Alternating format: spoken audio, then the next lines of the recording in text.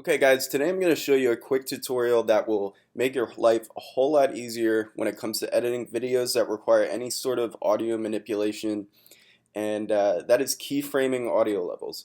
So this is a very simple technique, but it can really help speed up your edits and keep your timeline organized.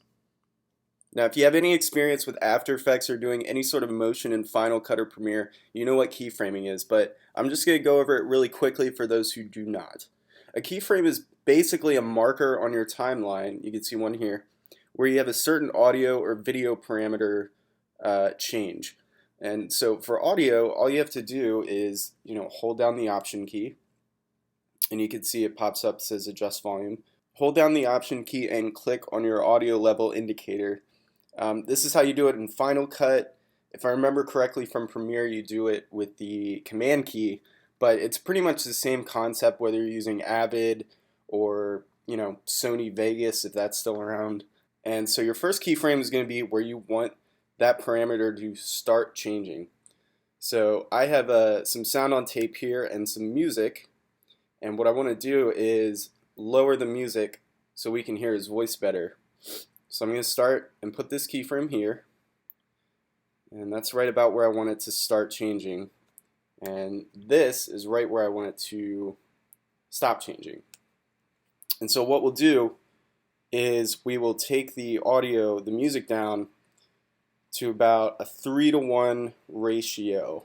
So if you're looking at the waveform, the sound on tape is about 3 times higher as the music bed. That's a good place to start when you're using a music bed under any sort of interviews or whatever.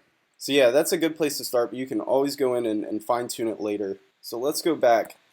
I want to keep this first keyframe where it is because that's how high I want the music to be at this point in time, but I want it to be lower when it gets to here. So I just drag it down again, 3-to-1.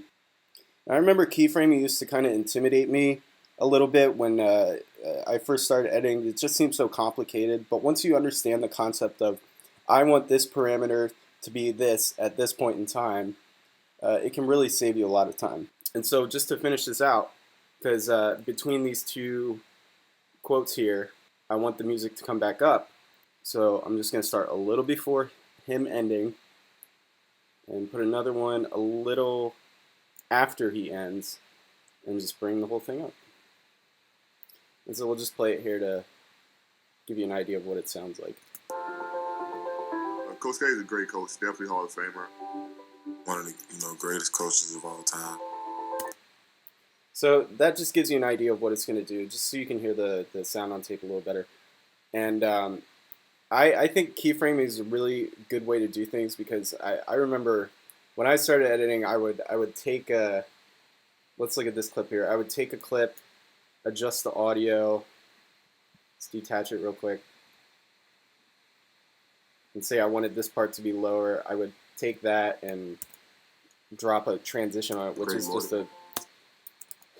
you can do that, but it just makes things a lot easier if you use keyframes because now you don't have 10 different pieces on your timeline. So that's just a quick, simple tutorial. Hope you guys are able to use it and make your editing lives a little easier. Thanks for watching.